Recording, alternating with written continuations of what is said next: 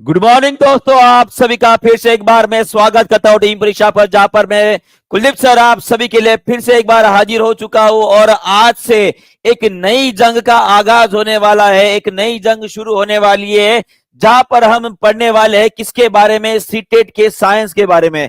और मुझे लगता है कि सीटेट हर कोई एग्जाम देना चाहेगा और इसे क्वालिफाई कर कर जो भाई साहब शिक्षक बनने का सपना है, जो हर एग्जामिनेशन के जाने वाले हैं भाई साहब, वो सभी कुछ सपने साकार करने के लिए आज से एक नई जंग की शुरुआत करने वाले हैं। तो सभी लोग तैयार रहेंगे, सभी लोग तैयार है। पर तैयार होने के पहले आपको बता दूं कि सीटेट दिसंबर 2024 जो आपकी 15 दिसंबर को एग्जामिनेशन होने वाली है, वहां पे साइंस के मोस्ट इंपोर्टेंट क्वेश्चन कहां से, वो एनसीईआरटी और लुसेंट और बाकी एग्जामिनेशन में पूछे गए जितने भी क्वेश्चन है, वो सभी के सभी पीवाईक्यू आपको इसी यही प्लेटफॉर्म पे मिलने वाले हैं, टीचिंग परीक्षा में मिलने वाले हैं। तो सभी लोग जुड़े रहेंगे आखिर तक और देखेंगे कि साइंस को हम कैसे फोड़ने वाले हैं, बस इसी स्टाइल में पहले रैंक में आना है भाई साहब। तो सबसे पहले एक जबरदस्त मोटिवेशन, क्योंकि अगर आपको लग रहा है कि ठलुए बैठकर बेड पर खाना खाकर या सोते सोते पढ़ाई कर कर अगर आपको लग रहा है कि आप सीटेट पास करने वाले हो,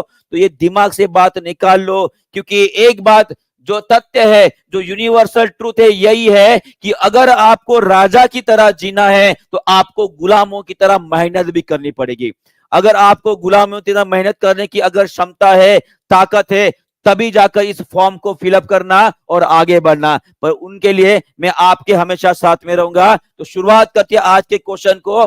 जैसे कि आग लगाने की बात कर रहा हूं, तो पहला ही क्वेश्चन ले रहा हूं आग लगाने के ऊपर। चलिए इसका आंसर करेंगे सभी लोग।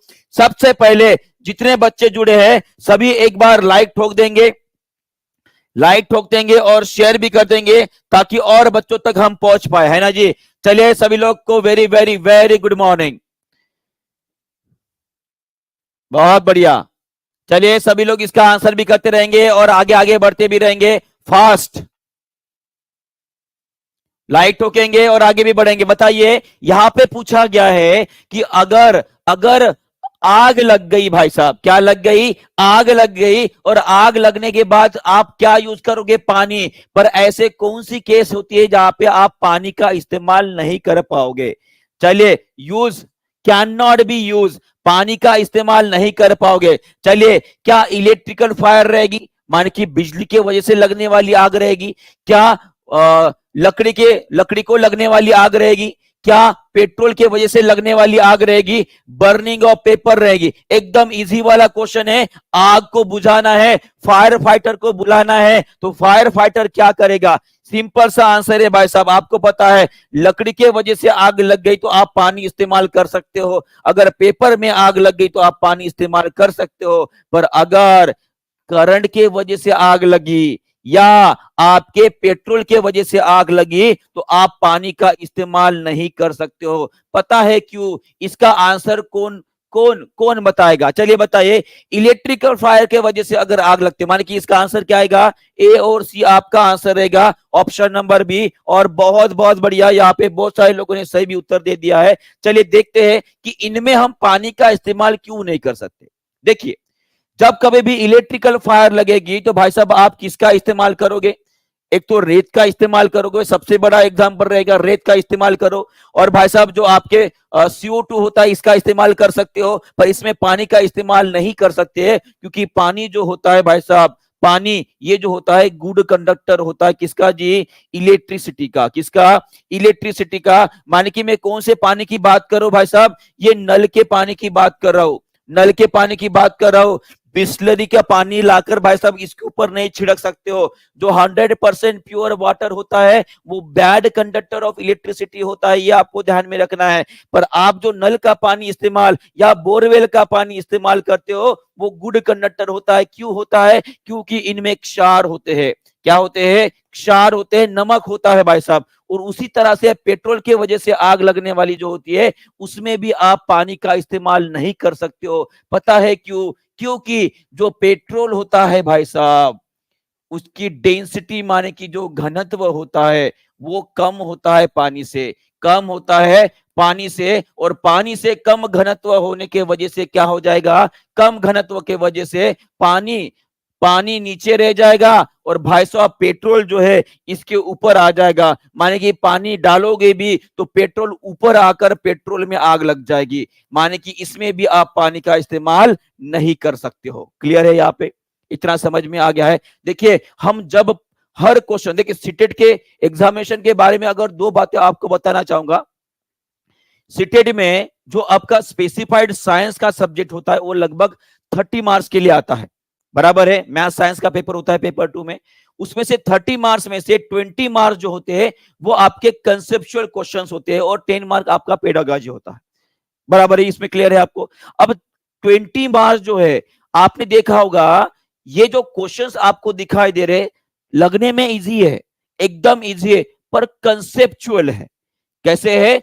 कंसेप्चुअल है। मान कि सीटेट की एग्जामिनेशन जो पहले बताता था कि भाई साहब आग किसके वजह से लगती है, वो क्वेश्चन अभी नहीं पूछेगा। वो पूछेगा कि आग लगने के बाद क्या होगा, आग बुझाने के लिए आप क्या होगा। माने कि वो कंसेप्चुअल क्वेश्चन पूछेंगे। कौन से क्वेश्चन पूछेंगे? कंसेप्चुअल क्वेश्चन पूछेंगे, जिसे आपको क्लियर करते रहना पड़ेगा। कंसेप्ट क्लियर करो और आगे बढ़ो, ठीक है। चलिए नेक्स्ट क्वेश्चन देखते हैं, इसका भी आंसर कर देंगे और यही अभी फॉर्मेट भी रहने वाला है आपके नए वाले सीटेट का, ठीक है। चलिए इसका भी आंसर कर देंगे। इसका क्या पूछा गया है? X and Y these are the element are highly reactive with the air. यहां पे बोला गया है कि एक्स और वाई दो ऐसे क्या बोलेंगे तत्व है जो पानी के साथ रिएक्ट करते हैं, सॉरी हवा के साथ रिएक्ट करते हैं और उनको केरोसिन में रखा जाता है। तो एक्स और वाई क्या है? देखिए इस तरह के क्वेश्चन पूछे जाएंगे आपके सीटेट में, इस तरह के, है ना, मल्टीपल चॉइस क्वेश्चन। एक ही क्वेश्चन में भाई साहब बहुत सारे कंसेप्ट रहेंगे। चलिए इसका आंसर करेंगे, बहुत बढ़िया। क्या रहेगा?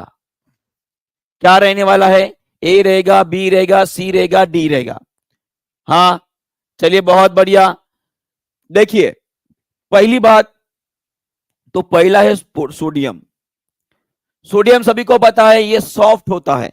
ये दोनों भी कैसे होते हैं जी? सॉफ्ट मेटल होते हैं। ये दोनों भी कैसे है? सॉफ्ट मेटल है। पर ये जब कभी भी ऑक्सीजन के साथ संपर्क में आएंगे तो भाई साहब ये हाईली रिएक्टिव हो जाते हैं। कैसे होते हैं? हाईली रिएक्टिव होते हैं, बहुत ज्यादा क्रियाशील होते हैं। और जब कभी भी ये संपर्क में आएंगे तो भाई साहब उसके वजह से विस्फोट भी हो सकता है। और इसी के लिए आपका आंसर क्या रहेगा? सी रहेगा। क्या रहेगा? सी रहेगा। सोडियम एंड पोटेशियम रहेगा। देखिए फॉस्फोरस जो होता, हाँ अब देखिए जो आपका, आपने रिएक्टिविटी सीरीज देखा होगा, आपने क्या देखा होगा? रिएक्टिविटी सीरीज देखा होगा। वहां पे अगर आप देखोगे, ये देखिए यहां पे दिखाना चाहूंगा कि पीरियोडिक टेबल में ये पहला ग्रुप जो है आपका, ये बहुत ज्यादा रिएक्टिव होता है।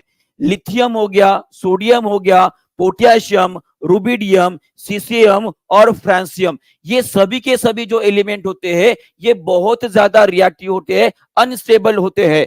जब कभी भी ये ऑक्सीजन या पानी के संपर्क में आते हैं तो क्रियाशील हो जाते हैं। माने कि इसमें भी अगर बात बताऊंगा तो ये पोटेशियम जो है बहुत ज्यादा, सभी धातुओं में सबसे क्रियाशील आपका पोटेशियम रहता है।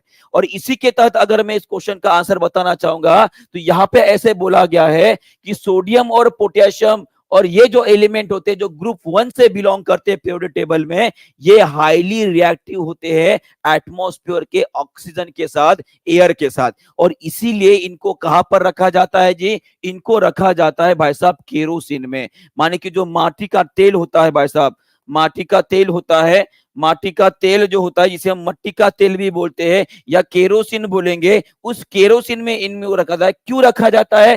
ताकि इनका संपर्क जो हवा से होता है वो ना रहे। वो क्या ना रहे? वो ना रहे। ये आपको ध्यान में रखना है। क्लियर हो गया? यहाँ पे सेकंड क्वेश्चन समझ में आ गया है। चलिए आगे बढ़ते हैं नेक्स्ट क्वेश्चन। और इसमें एक और बात आपको बताना चाहूंगा। अब इसमें एक और ग्रुप आपको याद रखना है, वो है 17th नंबर का ग्रुप।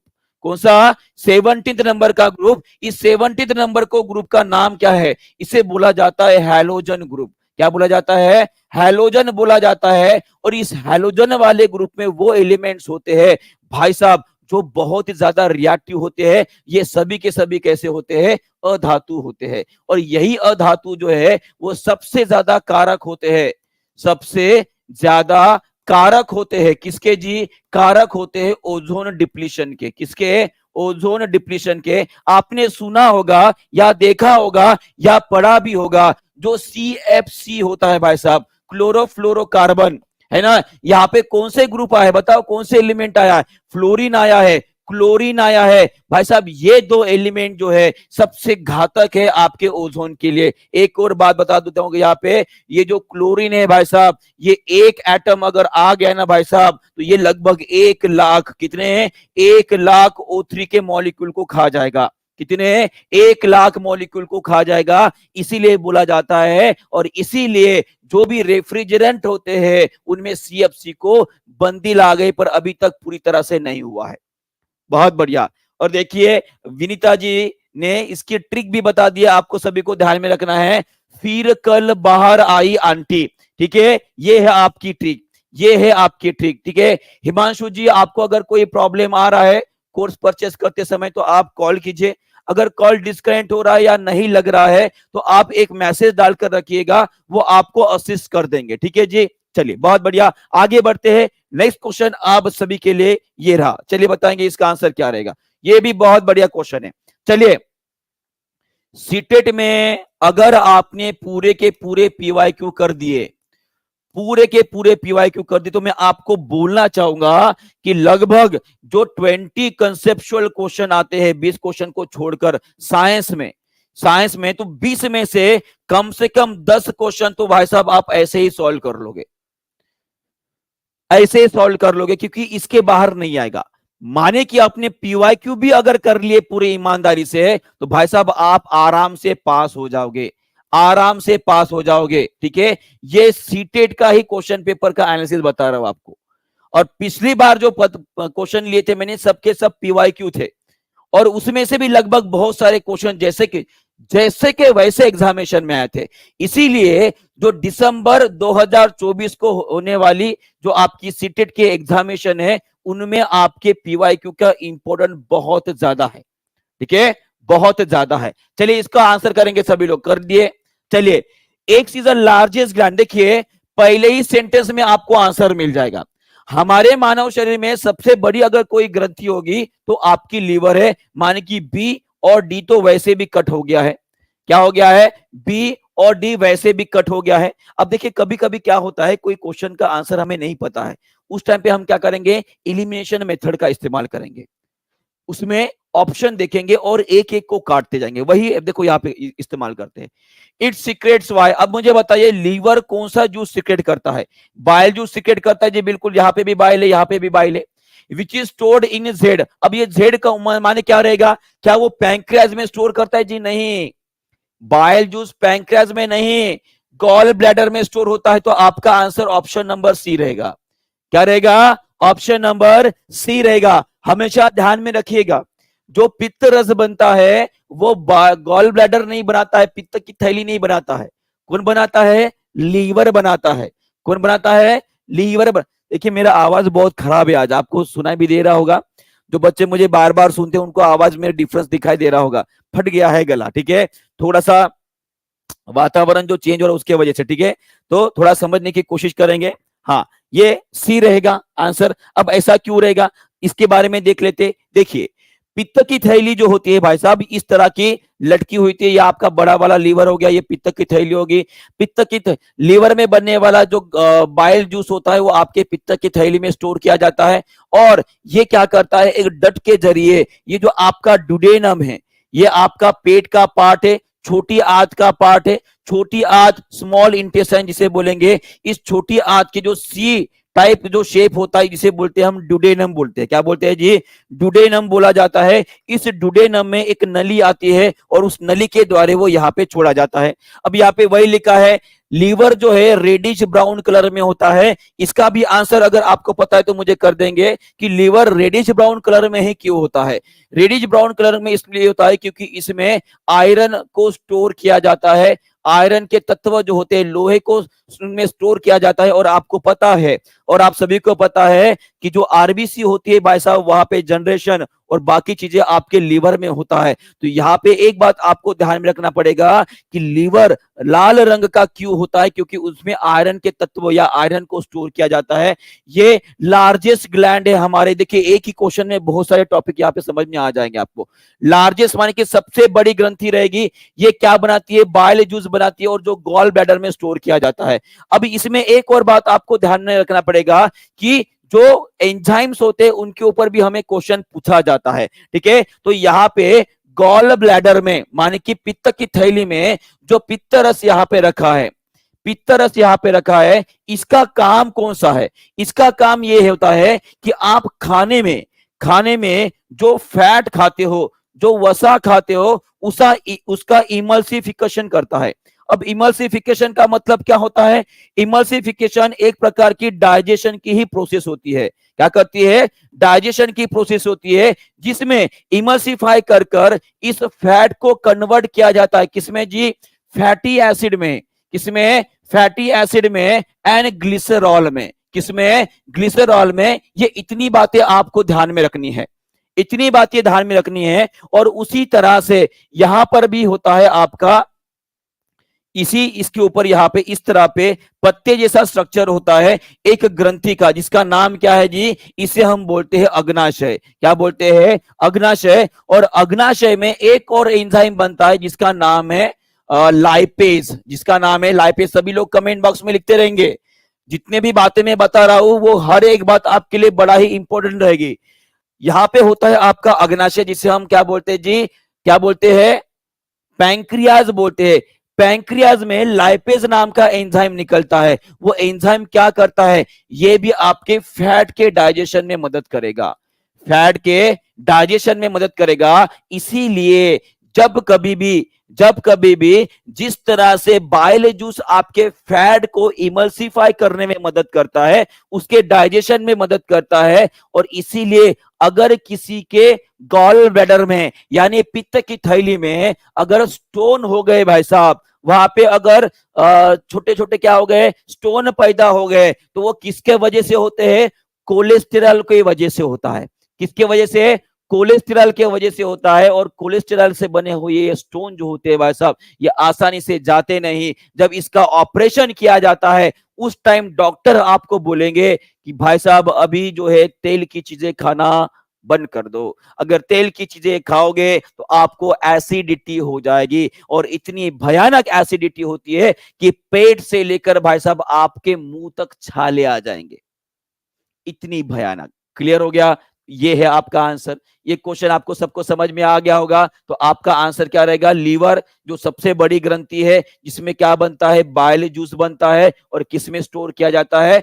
गॉल ब्लैडर में स्टोर किया जाता है। ठीक है, चलिए आखिरी नेक्स्ट क्वेश्चन की तरफ बढ़ते हैं। इसका भी आंसर करेंगे। सभी को फिर से बता रहूंगा कि जो दिसंबर में होने वाली जो हमारी एग्जामिनेशन है सीटेट की, सीटेट 2024 की, इसकी डेट 1 दिसंबर से चेंज होकर 15 दिसंबर हो गई है। ये भी आपको याद रखना है। ठीक है जी, माने कि 15 दिन लगभग आपको एक्स्ट्रा मिले हैं। और आज से लगभग 75 डेज आपके हाथ में है। कितने हैं? 75 डेज हाथ में है। और मैंने चैलेंज लिया है कि इस 75 डेज में कम से कम 30 आउट ऑफ 25 मार्क्स आपको आने चाहिए। तो इन 75 डेज में पूरे के पूरे पीवाईक्यू आपको मैं कंप्लीट करवा के दे दूंगा।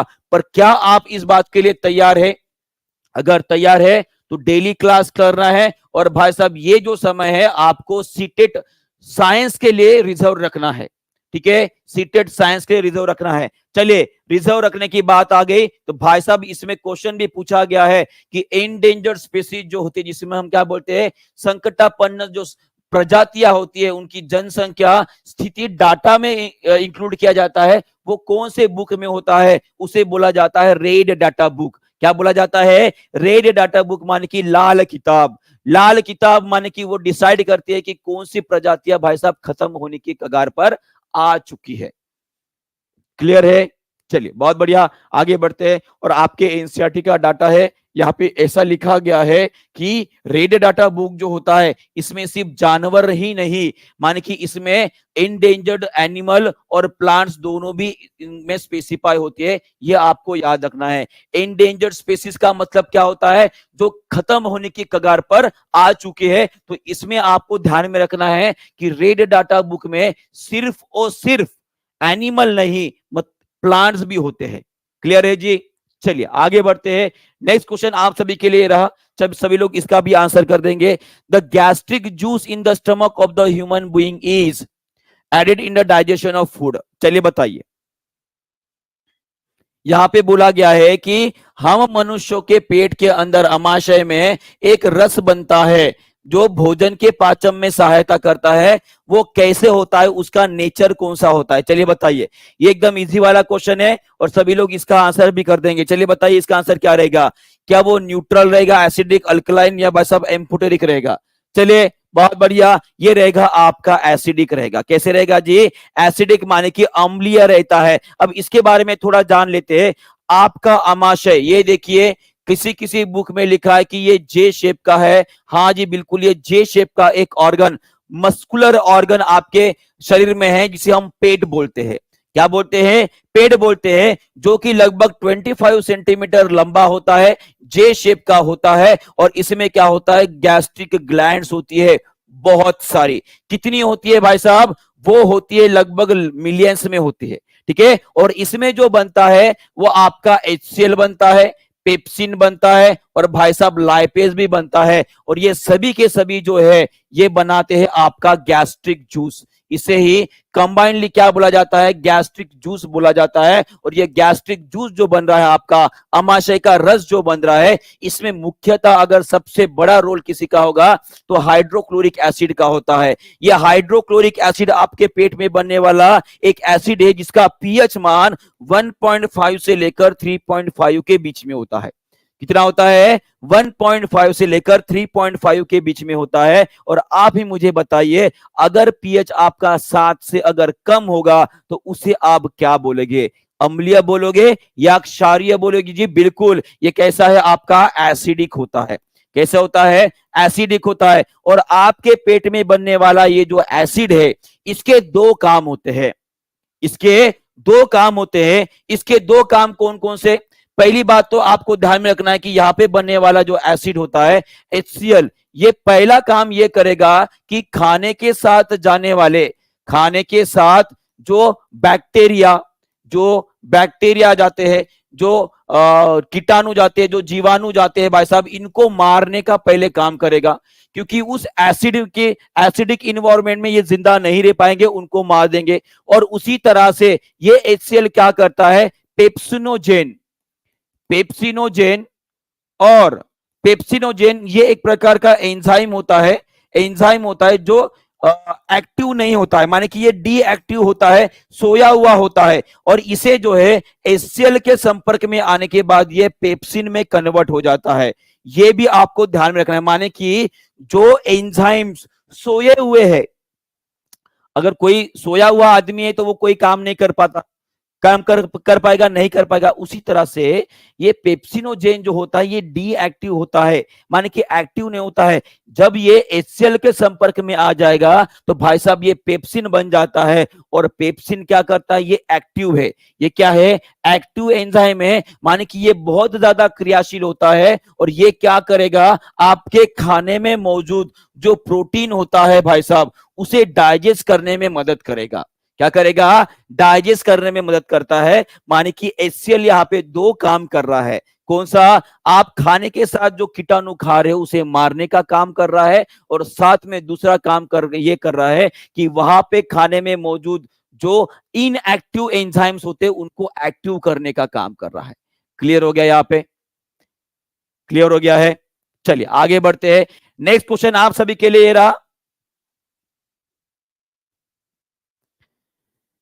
चलिए सभी लोग इसका आंसर करेंगे। साजिया जी, कल ही डिसाइड हुआ था, मैंने आपको कल बताया था कि कल से हमारा सीटेट का क्लास होने वाला है।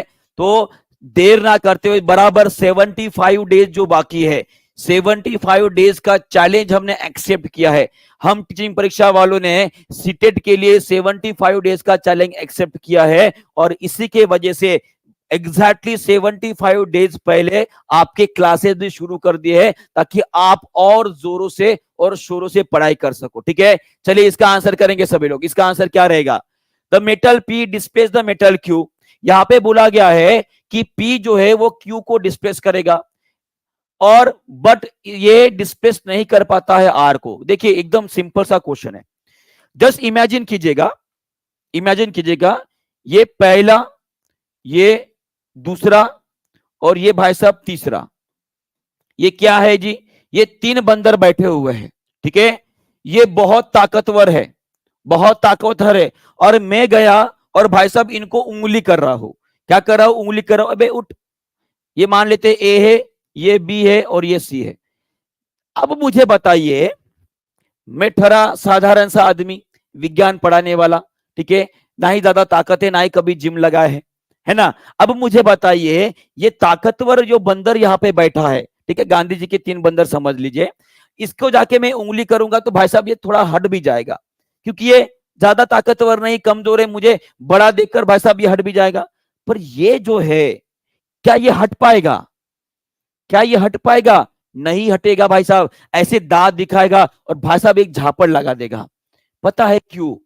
क्योंकि इसमें ताकत ज्यादा है। इसकी ताकत ज्यादा है मतलब रिएक्टिव ज्यादा है।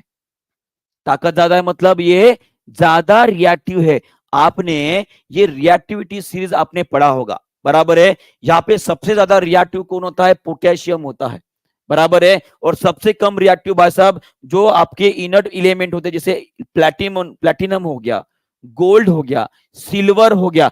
भाई साहब ये एलिमेंट जो है नॉन रिएक्टिव होते हैं, जनरली नॉन रिएक्टिव होते हैं, बहुत कम क्रियाशील होते हैं। अब ये एलिमेंट अगर कहीं पे पोटेशियम लगा पड़ा होगा तो क्या उसे अलग करने की कोशिश भी करेंगे? नहीं करेंगे। पता है क्यों? पता है क्यों?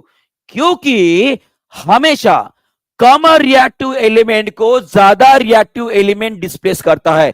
कहने का मतलब यह है कि मैग्नीशियम को कैल्शियम डिस्प्लेस कर सकता है पर मैग्नीशियम को निकल डिस्प्लेस नहीं करता है। उसी तरह से हाइड्रोजन के साथ टीन और निकल और भाई साहब बाकी के एलिमेंट रिएक्ट करते हैं पर हाइड्रोजन के साथ कॉपर रिएक्ट नहीं करता है। पता है क्यों? क्योंकि कॉपर जो है वो कम रिएक्टिव होता है हाइड्रोजन से। कहने का अर्थ यह है कि जो कम रिएक्टिव होता है वो ज्यादा रिएक्टिव एलिमेंट को डिस्प्लेस नहीं कर पाता है। और इसमें वही उसने बोला है, इसने ये बोला है कि भाई साहब पी नाम का एक एलिमेंट है। कौन से नाम का है? पी नाम का एक एलिमेंट है और भाई साहब एक क्यू नाम का है और एक आर नाम का है। इसने बोला है कि भाई साहब ये जोड़ी में बैठे हैं, पी ने इसे उंगली की तो भाई साहब क्यू हट गया। पी ने क्यू को उंगली की, क्यू हट गया। पी ने जब आर को उंगली की तो भाई साहब आर नहीं हटेगा। भाई साहब ये खड़ा है इस तरह से, दबंगगिरी कर रहा है। कहने का मतलब ये है ये आसानी से हट गया। इसका मतलब ये है कि ये भाई साहब कम रिएक्टिव है। ये कैसा है? कम रिएक्टिव है। इस तरह से आपको याद रखना है, इस तरह से आपको याद रखना है। क्लियर हो गया यहाँ पे? जी साजा जी आपका बहुत बहुत धन्यवाद। और आपका डेली रेगुलर क्लास रहेगा आपका साइंस का, साइंस सीटेट का क्लास रहेगा डेली।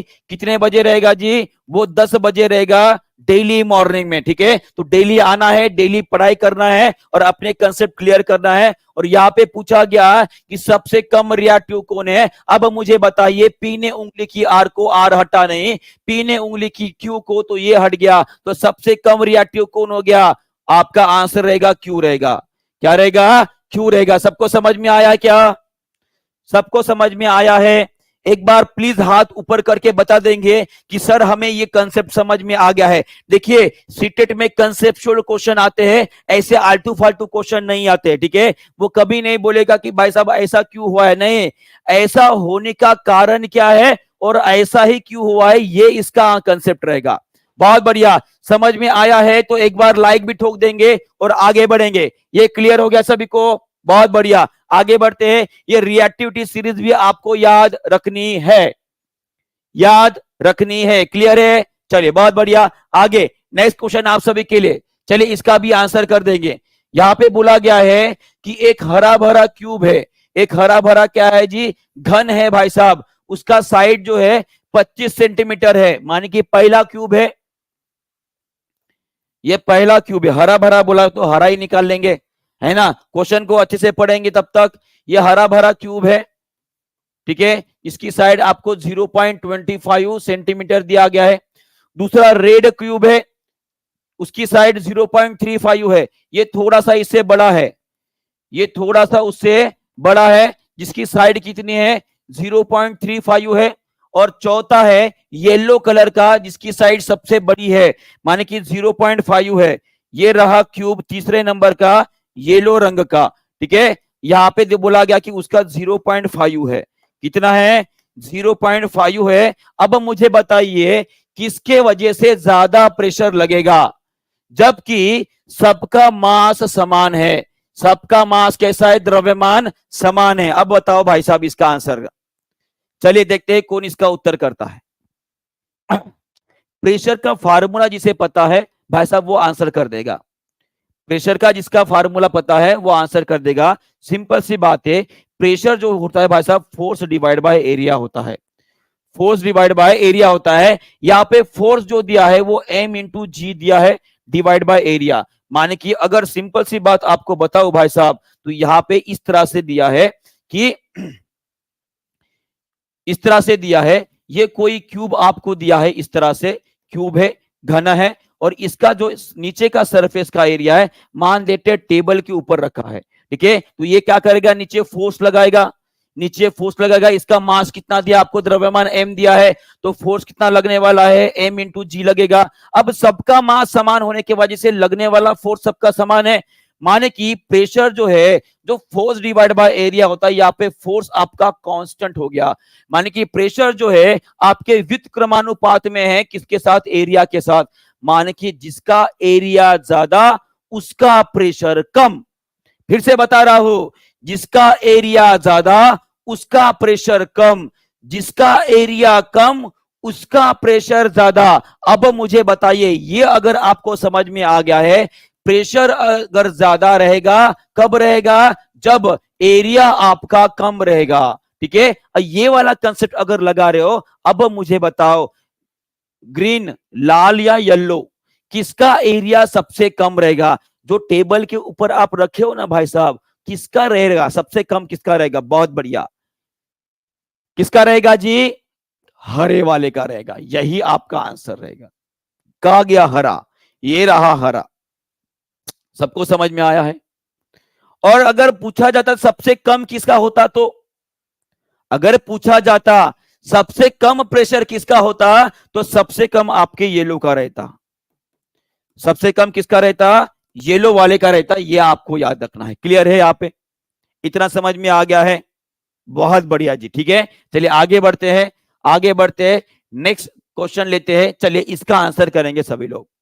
देखिए एक एक क्वेश्चन आपके सीटेट में पूछा गया क्वेश्चन है, और आपको मैं बता दूं इस क्वेश्चन के बाहर कुछ भी नहीं आने वाला है, ठीक है। जब आप पेपर देने जाओगे तो ऐसा लगेगा कि ये कुलदीप सर ने पढ़ाया हुआ क्वेश्चन है, ऐसा लगेगा आपको, मैं पक्का वादा कर रहा हूं आप सभी से, ठीक है। तो हमेशा ध्यान में रखना, फिर से बता रहा हूं, दिसंबर 2024 में होने वाली जो आपकी सीटेट की एग्जामिनेशन रहेगी, उसके लिए जो भी आपकी इंपॉर्टेंट साइंस की क्वेश्चन रहेंगी, साइंस के क्वेश्चन रहेंगे विथ पीवाईक्यू बोल रहा हूं, वो सभी के सभी कहां से बनते हैं, जनरली एनसीईआरटी से बनते हैं, और कुछ क्वेश्चन आपकी लूसेंट से बनते हैं। तो ये पूरे के पूरे एनसीईआरटी, उसके बाद लूसेंट, और जितने भी पीवाईक्यू है वो सभी के सभी में अपना डेली क्लास सीटेट का जो 10 बजे रहेगा मॉर्निंग में, वहां पे उस साइंस के क्लास में पूरे के पूरे आपको करवा के दूंगा,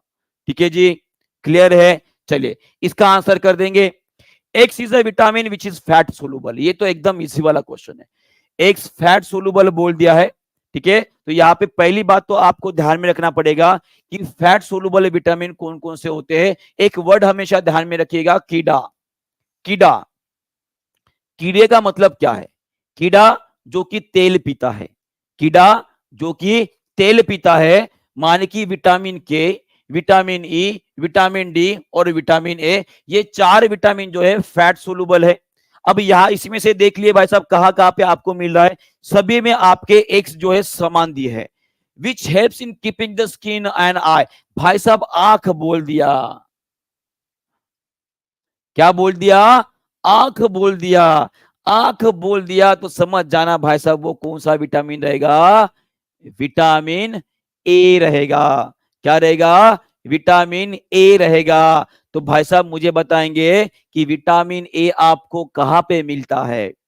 Y represent the food item, यहाँ पे ये भी बोला गया है, यहाँ पे वाई क्या है, जो फूड आइटम है भाई साहब वो बताया गया है। तो भाई साहब एक्स कौन सा विटामिन रहेगा, विटामिन ए रहेगा। माने कि सी और ए तो वैसे भी कैंसिल हो गया, और विटामिन ए आपको कहां पे मिलता है जी, भाई साहब वो मिलता है आपको पीले और भाई साहब ऑरेंज कलर के, येलो और जो ऑरेंज कलर के होते हैं भाई साहब अपने फ्रूट्स, ठीक है, सब्जियां, वहां पे आपको मिलेंगे। क्लियर हो गया यहाँ पे। तो आपका आंसर क्या आना चाहिए, ऑप्शन नंबर डी आना चाहिए। क्या आना चाहिए, ऑप्शन नंबर डी आना चाहिए। इसके बारे में थोड़ा देख लेते। देखिए विटामिन ए का दो नाम है, एक प्लांट से मिलता है, पौधे से मिलता है, और भाई साहब एक मिलता है एनिमल से। एनिमल्स माने कि जो मांस वगैरह खाते हैं उनसे मिलेगा, और प्लांट से मिलेगा। प्लांट से मिलने वाला जो विटामिन ए होता है उसका नाम होता है कैरोटिनॉइड्स, कैरोटिनॉइड्स होता है, इसे हम कैरोटीन भी बोलते हैं। और एनिमल जो मिलता है कैरोटीन, क्या इसे क्या बोलते हैं, कैरोटीन बोलते हैं, कैरोटीन बोला जाता है। और एनिमल जो मिलता है भाई साहब इसे रेटिनॉल बोला जाता है। क्या बोला जाता है, रेटिनॉल बोला जाता है। ये दोनों भी नाम आपको अच्छे से याद रखना है। हो सकता है आने वाले सीटेट दिसंबर 2024 में ये क्वेश्चन पूछ ले कि प्लांट से मिलने वाला विटामिन ए कौन सा है और एनिमल से मिलने वाला विटामिन ए कौन सा है। तो भाई साहब आपको ध्यान रखना है कैरोटीन और एनिमल्स। अगर मैं बात करूं कैरोटीन जो विटामिन मिलता है आपको, ये जनरली आपको गाजर, ठीक है, गाजर से मिलता है। और ये इसकी अगर बात करूं, ये मांस अगर खा रहे हो भाई साहब, जैसे कि मछली हो गई, क्या हो गई, मछली हो गई, मछली से सबसे ज्यादा विटामिन ए मिलता है, वो भी क्लियर है यहाँ पे। इतना अगर ध्यान में रखना पड़े, ध्यान में रह गया तो जो रतौंदी होती है जिसे हम क्या बोलते हैं, नाइट ब्लाइंडनेस बोलते हैं। क्या बोलते हैं, नाइट ब्लाइंडनेस बोलते हैं। नाइट ब्लाइंडनेस माने की रतौंदी, इस रतौंदी का एक वजह है, वो है विटामिन ए की कमी। अब विटामिन ए की कमी के वजह से आंखों में ऐसे कौन से बदलाव हो जाते हैं जी, ध्यान रखिएगा। आंखों के पीछे में अपना होता है रेटिना, उस रेटिना में कुछ कोशिका होती है, कोशिका होती है जिसका नाम होता है रॉड सेल। क्या नाम होता है, रॉड सेल, माने कि रॉड कोशिकाएं होती है। ये जो रॉड कोशिकाएं होती है ये कम प्रकाश में देखने को मदद करती है, कम प्रकाश में देखने के लिए मदद करती है, माने कि ये रात में देखने के लिए मदद करती है, ऐसा मैं बोल सकता हूं। अब जब विटामिन ए की कमी हो जाती है तो रॉड सेल भाई साहब काम करना बंद कर देते हैं। ये काम करना जब बंद कर देंगे तो सीधी सी बात है आपको रात को देखना बंद हो जाएगा। और रात को देखना बंद अगर हो गया तो समझ लेना भाई साहब आपको रतौंधी हो गई। क्या हो गई, रतौंधी हो गई। इतना से समझ में आ गया है, बहुत बढ़िया, आगे बढ़ते हैं। और ये है विटामिन की कमी और उसके वजह से होने वाले डिसीज जो आपके एनसीईआरटी में दिया गया है। और ये चार्ट आपके लिए बड़ा ही महत्वपूर्ण है, ये चार्ट बड़ा ही महत्वपूर्ण है। एक एक बात बता रहा हूं, विटामिन ए की कमी होगी तो लॉस ऑफ विजन माने कि नाइट ब्लाइंडनेस हो जाएगा। विटामिन बी1 की कमी हो गई जिसे हम क्या बोलते हैं, थायमिन बोलते हैं। क्या बोलते हैं, थायमिन बोलते हैं भाई साहब, इसकी कमी हो गई भाई साहब बेरी बेरी नाम का डिसीज हो जाएगा। विटामिन सी की कमी हो गई तो स्कर्वी हो जाएगा। विटामिन डी की कमी हो गई तो रिकेट्स हो जाते हैं। रिकेट से जनरली छोटे बच्चों में आपको दिखाई देगी, वहां पे उनके जो पैर होते हैं भाई साहब वो मुड़ जाते हैं, मुड़ जाते हैं, ऐसे थे ना पैर वो ऐसे हो जाते हैं, ठीक है। उसके बाद कैल्शियम की कमी हो गई तो भाई साहब आपके जो दांत होते हैं और जो हड्डियां होती है वो कमजोर हो जाएगी। आयोडीन की कमी होगी तो आपको गॉइटर माने कि आपको घेंगा हो जाएगा। और आयरन की कमी हो गई तो आपको एनीमिया हो जाएगा भाई साहब। ये पूरा का पूरा चार्ट आपको याद रखना है। क्लियर है यहाँ पे, पूरा का पूरा चार्ट याद रखना है। चलिए नेक्स्ट क्वेश्चन आप सभी के लिए। चलिए जोड़िया लगाए और बताइए इसका आंसर क्या रहेगा। करेक्ट मैचिंग बोला गया है, करेक्ट मैचिंग करना है, माने कि कौन सा सही दिया है। चलिए बताइए इसका आंसर करेंगे। एसिटिक एसिड कहां पर होता है? चलिए, एसिटिक एसिड आपको विनेगर में मिलेगा। लैक्टिक एसिड कहां पे होता है भाई साहब? ये आपको दही में मिलेगा। ऑक्सैलिक एसिड दो चीजों में होता है, एक होता है पालक और दूसरा होता है टमाटर भाई साहब, दूसरा होता है टमाटर। और एस्कॉर्बिक एसिड आपको कहां मिलेगा जी? एस्कॉर्बिक एसिड मिलेगा भाई साहब आपको साइट्रस फूड में। इसके हम क्या बोलते हैं जी? विटामिन सी बोलते हैं, खट्टे चीजों में हमें मिलता है। तो क्या रहा आपका आंसर? क्या रहेगा जी? 4 1 2 3, 4 1 2 3, ऑप्शन नंबर 3 करेक्ट रहेगा। ऑप्शन नंबर 3 करेक्ट रहेगा, ये आपको ध्यान में रखना है। एक और बात बता दूं, ये एस्कॉर्बिक एसिड जिसे हम विटामिन सी बोलते हैं, ये एकमात्र एसिड है जिसे हम विटामिन बोलते हैं। क्या बोलते हैं? विटामिन बोलते हैं। ये भी आपको याद रखना है, ठीक है? क्लियर है? चलिए आगे बढ़ते हैं। और ये फिर से एनसीईआरटी का एक चार्ट जो कि आपके लिए महत्वपूर्ण रहेगा। एसिटिक एसिड आपको विनेगर में मिलेगा। फॉर्मिक एसिड भाई साहब एंट स्टिंग। फॉर्मिक एसिड का एक और नाम होता है जिसे बोलते हैं हम मिथानोइक एसिड। क्या बोलते हैं जी? मिथानोइक एसिड बोलते हैं। और ये मिथानोइक एसिड आपको कहां पे मिलेगा? मान लीजिए आपको मधुमक्खी ने डंक मार दिया, मधुमक्खी ने डंक मार दिया, चींटी ने काट दिया, चींटी ने काट दिया, उस टाइम पे आपको जो जलन महसूस होती है वो किसके वजह से? मिथानोइक, जिसे हम फॉर्मिक एसिड बोलते हैं। साइट्रिक एसिड जो आपको खट्टे फलों में मिलेगा। लैक्टिक एसिड आपको दही में मिलेगा। ऑक्सैलिक एसिड आपको स्पिनच और भाई साहब टमाटर में मिलेगा। एस्कॉर्बिक एसिड माने कि विटामिन सी भाई साहब ये आपको आंवला और साइट्रस फ्रूट में मिलेगा। टार्टरिक एसिड ये आपको टर्मेरिन में मिलेगा। कहां पे मिलेगा? टर्मेरिन माने कि हल्दी, और माने कि क्या बोलेंगे उसको? वो खट्टी खट्टी होती है जिसको देखने के बाद अपने मुंह में जो है पानी आता है, उसको क्या बोला जाता है? नाम याद नहीं आ रहा है, क्या होता है बताओ भाई साहब? कुमार अजीत यादव जी, आपका बर्थडे है। Many many happy returns of the day. सभी लोग कुमार जी को बर्थडे विश करेंगे जी। हैप्पी बर्थडे कुमार जी, ठीक है? चलिए, टाटे वो क्या होता है बताओ ना यार, मुझे नाम याद नहीं आ रहा। हाँ, इसे बोला जाता है इमली। क्या बोला जाता है? इमली। उसके बाद आपके ग्रेप्स हो गए। उसके बाद जो खट्टे वाला जो आपका मैंगो रहेगा, उसमें भी आपका टार्टरिक एसिड होता है। क्लियर है? इतनी बातें समझ में आ गई। उसके बाद जो बेस होते हैं उनके ऊपर जो क्वेश्चन लेंगे उस टाइम पे और आपको क्लियर कर दूंगा, ठीक है?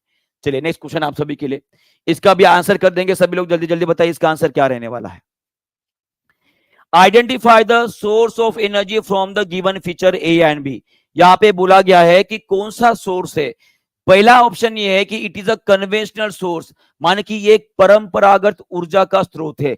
परंपरागत ऊर्जा मतलब क्या होती है जी? जो हम डेली इस्तेमाल करते हैं, हमारे पास इजीली अवेलेबल होता है, जो हम पहले के जमाने से इस्तेमाल करते आ रहे हैं। माने कि जैसे लकड़ी हो गई, पेट्रोल हो गया, डीजल हो गया, ये सभी के सभी हमारे परंपरागत ऊर्जा होती है।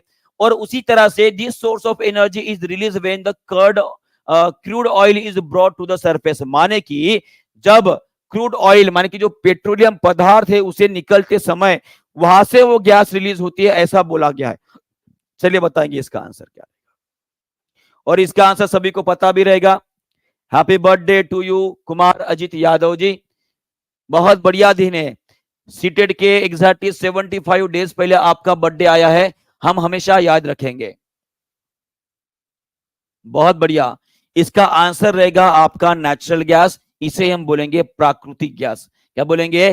प्राकृतिक गैस बोलेंगे। देखिए यहां पे आपको ध्यान में रखना है कि जब कभी भी कन्वेंशनल सोर्स की बात आए तो हमारे पास दो प्रकार के सोर्स ऑफ एनर्जी होती है। एक होता है कन्वेंशनल, एक होता है नॉन कन्वेंशनल, ठीक है? कन्वेंशनल को हम क्या बोलते हैं? परंपरागत या परंपरागत ऊर्जा स्रोत बोलते हैं, और नॉन कन्वेंशनल को बोलेंगे अपरंपरागत सोर्स ऑफ एनर्जी। अब परंपरागत सोर्स ऑफ एनर्जी में कोयला, petroleum, electricity, firewood, straws, dry रंग, ये सभी के सभी आएंगे। माने कि ऐसी चीजें आएंगे भाई साहब जिसको हम इजीली जलाने के बाद हमें क्या मिलती है? ऊर्जा मिलती है। उसे बोलेंगे हम कन्वेंशनल सोर्स ऑफ एनर्जी, माने कि परंपरागत ऊर्जा का स्रोत है। पर ऐसी चीजें जो इजीली अवेलेबल नहीं होती है और जो हम बार बार इस्तेमाल नहीं करते, उसे बोलेंगे हम non conventional source of energy. जैसे कि बायो एनर्जी होगी, solar energy, wind energy, tidal, और भाई साहब जो अर्बन वेस्ट होता है उससे मिलने वाली ऊर्जा है। अब इसमें एक बात आपको ध्यान में रखनी है कि ये जो क्रूड ऑयल यहाँ पे बना है, ये ऑयल है, ये आपका क्रूड ऑयल है, इसके ऊपर हमेशा आपको एक गैस मिलेगी। क्रूड ऑयल के ऊपर हमेशा गैस मिलेगी, इसे ही बोलते हैं हम नेचुरल गैस। क्या बोलते हैं? Natural gas. और नेचुरल गैस ही मतलब क्या होता है जी? मीथेन होता है, ये आपको याद रखना है। नेचुरल गैस का मतलब क्या होता है? मीथेन होता है, ये आपको याद रखना है। और जब यहां से भाई साहब उस गैस को, इसको निकालने की कोशिश की जाती है क्रूड ऑयल को, तो इसके साथ ये गैस भी बाहर आती है, जो कि एक ऊर्जा का स्रोत है। क्या है वो? ऊर्जा का स्रोत है। और यही गैस जो है भाई साहब हम इस्तेमाल करते हैं जलाने के लिए, खाना बनाने के लिए, गाड़ियां चलाने के लिए। क्लियर है? यहाँ पे क्लियर है? बिल्कुल हिमांशु जी, एक बार हमारा टारगेट ही रहेगा 130 प्लस। हमारा टारगेट कितना रहेगा? 130 प्लस। ये टारगेट मिनिमम पक्का लेकर ही चलो, ठीक है? चलिए आगे बढ़ते हैं जी। Next question. हाँ, एक और बात आपको बताना चाहूंगा, जो पेट्रोलियम पदार्थ होते हैं वो एनिमल से बने हुए हैं। सभी लोग कमेंट बॉक्स में लिख लो, ये बड़ा ही बढ़िया क्वेश्चन है। जो पेट्रोलियम पदार्थ होते हैं, जो पेट्रोलियम पदार्थ होते हैं भाई साहब, वो जो जानवर हजारों साल पहले मर चुके उनसे बने हैं। और वही अगर कोल, माने कि मैं कोयले की बात करूं, तो ये भाई साहब पादप वनस्पतियों से बने हैं। पादप से बने, जो हजारों साल पहले जमीन के अंदर धस गए थे। क्लियर है जी? क्लियर है? यहाँ पे समझ में आ गया है? चलिए आगे बढ़ते हैं। नेक्स्ट क्वेश्चन आप सभी के लिए रहा, हड्डियों से रिलेटेड है। आपको बता दूं, हर साल ऐसा देखने में आया है सीटेट की एग्जामिनेशन में एक क्वेश्चन आपके स्केलेटन से या भाई साहब बोन से रिलेटेड आने वाला ही है। सीटेट 2024 दिसंबर की बात कर रहा हूं, एक क्वेश्चन फिक्स है। मान कि जो 20 क्वेश्चन का मैंने वादा किया है, इसमें आपका एक क्वेश्चन भाई साहब हो गया, रहे 19 क्वेश्चन, है ना? रहे कितने? 19 क्वेश्चन। चलिए इसका आंसर करेंगे जी। Helps in the movement of the body by the contraction and relaxation. कौन करता है बताओ? ये मसल्स करते हैं। कौन करते हैं? आपके स्नायु, अपनी स्नायु करेंगे। हार्ड स्ट्रक्चर बोल दिया तो भाई साहब ये बोन रहेंगे। कौन रहने वाली है? हड्डियां रहने वाली है। और उसके बाद part of the skeleton which can be bend. अब मुझे बताइए, आपके पूरे हड्डियों के ढांचे में मुड़ने वाली हड्डियां कहां पे रहती है? ये कान में होती है भाई साहब, ये नाक में होती है। इस तरह से कर सकते हो कि नहीं कर सकते हो? बचपन में आपके मास्टर जी भाई साहब कान ऐसे खींच लेते हैं, और भाई साहब जब शादी हो जाती है तो आपकी दुल्हन जो रहेगी वो नाक को जोर से खींचती है, पर टूटता नहीं है, मुड़ जाएगा। तो वो कौन रहता है? आपका कार्टिलेज होता है। कौन होता है? कार्टिलेज, जिसे हम उपास्थि बोलते हैं। और नेक्स्ट होता है आपके चेस्ट के बोन, जिसे बोलते हैं हम रिब गेज बोलते हैं। क्या बोलते हैं? रिब गेज बोलते हैं। माने कि आंसर क्या है आपका? बताओ। 2। और देखिए भाई साहब, पहले इसमें आ गया आपका आंसर 2 तो एक ही में दिखाई दे रहा है, माने कि 2 आंसर रहेगा। यही आंसर आया सभी का? बहुत बढ़िया, यही आंसर है सभी का। क्लियर है यहाँ पे? बहुत बढ़िया। चलिए आगे बढ़ते हैं। और आपको ये कार्टिलेज कहां कहां पर मिलेगा? आपके कान में कार्टिलेज रहेगा। आपकी जो रीढ़ की हड्डी है भाई साहब, उनकी जो गैप फिलअप होती है वो भी एक कार्टिलेज का ही प्रकार है, जिसको फाइब्रो कार्टिलेज बोला जाता है। क्या बोला जाता है? फाइब्रो कार्टिलेज बोला जाता है। और उसी तरह से ये जो जांग की हड्डियां जहां पे जुड़ी होती है, जहां पे वो सॉकेट जॉइंट होता है ना, उसे बोला जाता है हाईलाइन कार्टिलेज। मान कि इन सभी जगह पे आपको कार्टिलेज देखने को मिलेगा। उसी तरह से जो आपकी जॉइंट्स होती है भाई साहब, ये वाली जहां जहां पर भी हड्डियां मुड़ रही है, उन सभी जगह के ऊपर आपको कार्टिलेज देखने को मिलेगा। और उसी तरह से जब कभी भी कोई मसल हड्डियों से जुड़ा जाता है तो उसे टेंडन बोला जाता है। ये भी आपको ध्यान में रखना पड़ेगा। क्लियर है जी? यहाँ पे क्लियर है सभी का? चलिए बहुत बढ़िया, आगे बढ़ते हैं। नेक्स्ट क्वेश्चन आप सभी के लिए, ये बड़ा ही जबरदस्त क्वेश्चन है। जितने भी क्वेश्चन मैंने लिए हैं उन सभी में ये क्वेश्चन सबसे अच्छा और कंसेप्चुअल लगता है। जिसने कभी भी ये पढ़ा नहीं, इसका आंसर वो पक्का गलत करेगा, पक्का गलत करेगा। चलिए इसका आंसर कर देंगे सभी लोग। इसका आंसर क्या रहेगा? बहुत बढ़िया, बहुत बढ़िया।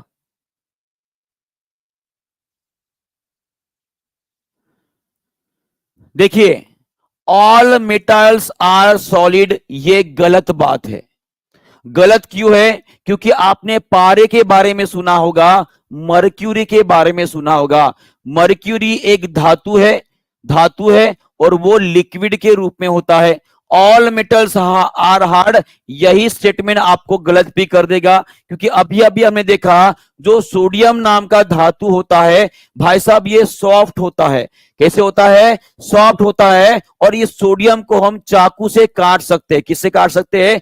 चाकू से काट सकते हैं भाई साहब, ये भी आपको याद रखना पड़ेगा।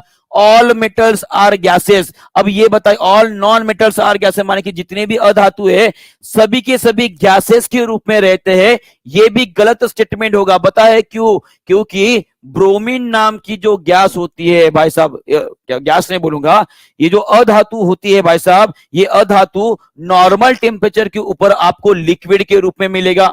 और उसी तरह से जिस तरह से क्या बोलूंगा, सल्फर, सल्फर, उसके बाद कार्बन, कार्बन, ये जो अधातु है ये आपको सॉलिड रूप में मिलते हैं।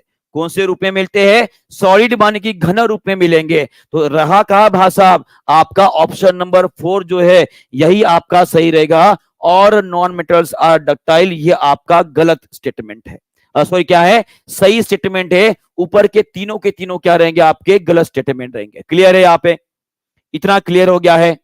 बहुत बढ़िया, ठीक है, बहुत बढ़िया क्वेश्चन है ये। ठीक है, बहुत सारी बातें ये इसमें क्लियर हो जाएंगी। ठीक है, ओके, चलिए आगे बढ़ते हैं। नेक्स्ट क्वेश्चन आप सभी के लिए ये रहा, सभी लोग इसका भी आंसर कर देंगे। यहां पे बोला गया है, which of the following property of light can be used to explain the phenomena of shadow. एक काम करते हैं, इस क्वेश्चन को मैं कर लूंगा क्योंकि ये क्वेश्चन जो है बहुत बड़ा है और इसका एक्सप्रेशन भी थोड़ा बड़ा रहेगा। तो इस क्वेश्चन को आप सभी को मैं होमवर्क दे रहा हूं। क्या दे रहा हूं? होमवर्क दे रहा हूं। इसे अच्छे से देखेंगे, पढ़ेंगे और इसका आंसर जो है कमेंट बॉक्स में जरूर लिखेंगे। ठीक है, तो इसी के साथ मैं फिर से बता रहा हूं, डेली अपना क्लास 10 बजे रहने वाला है सीटेट का। सभी लोग देखेंगे, ज्वाइन करेंगे। एक बार सभी लोग जो है अपने सेशन को लाइक कर देंगे, शेयर कर देंगे और अपने जितने भी ग्रुप है, फेसबुक, व्हाट्सएप, इंस्टाग्राम, जो भी आप यूज करते हो सभी में शेयर कर देंगे ताकि और बच्चे हम जुड़ पाए और ज्यादा बच्चों तक हम पहुंच पाए। ठीक है, तो इसी के साथ ये सेशन यहीं पे खत्म करता हूं। आप सभी का बहुत बहुत धन्यवाद जुड़ने के लिए। और आज का सेशन कैसा रहा आप कमेंट बॉक्स में जरूर बताइएगा। आपका बहुत बहुत धन्यवाद। Thank you very much.